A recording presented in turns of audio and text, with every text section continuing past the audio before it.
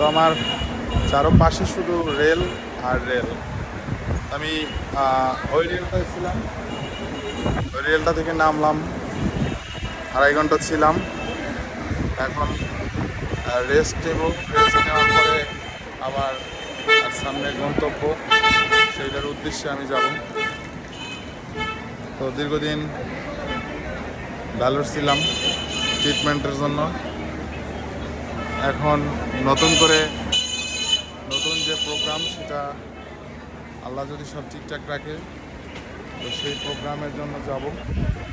দেখি হয় কি না, মা বাবার দোয়া। দেখি ট্রেনের কতটা ইস্পাত আর কারেন্টে চলে এখানকার ট্রেন। আর হাজার হাজার মানুষ যাতায়াত দিন রাত সমান যেতে থাকে, আসতে থাকে। তো আমরা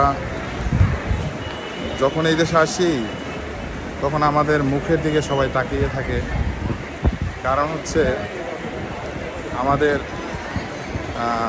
ভাষা বা আমাদের কথা এরা বুঝতে অনেক কষ্ট হয়, সেই জন্য। তো বন্ধুরা, চেন্নাই সেই রেল স্টেশন, এখানে অনেক স্মৃতি আছে আমার। সেই স্মৃতির ভিতরে আমার মা, তাকে নিয়ে এখানে আসছিলাম 2023 নাগাদ। মা চলে গেছে, রয়ে গেছে স্মৃতি। আর ট্রেনে আমার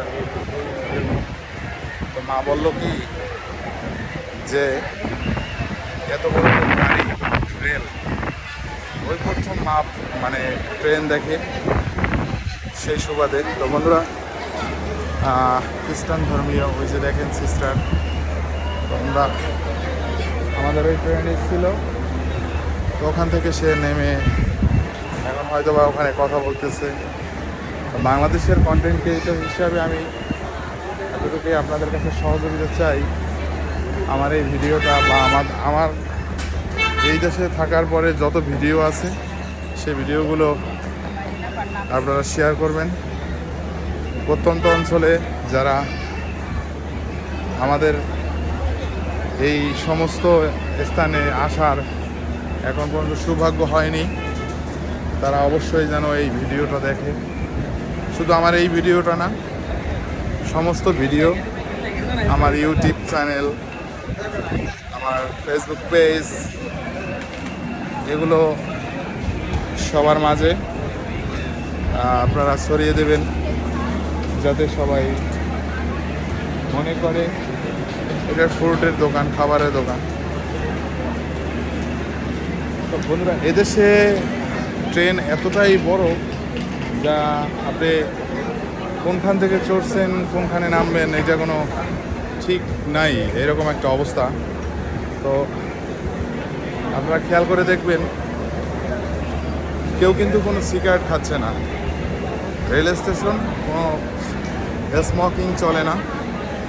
যদি সিগারেট কেউ খায় তো 200 টাকা ফাইন, ইন্ডিয়ান রুপি। এটা একেবারে নির্ধারিত। আর এটা যদি আমাদের বাংলাদেশ হতো, সাথে সাথে দেখতেন গাড়ি থেকে নামিয়া বা নেমে সিগারেট ধরাই দিত, এলো অবস্থা। তো এখানে নেশা লাইসেন্স আছে, পারমিট আছে, তো এক জায়গায় বসে আপনার খেতে হবে। আপনি খাবেন, অন্য কারো যেন ক্ষতি না হয়, এটা হলো অবস্থা। এটা হলো পুলিশ, দেখেন ইন্ডিয়ান, ওই যে দাঁড়ায় রয়েছে, যেন কাজ করবে। তো স্টেশন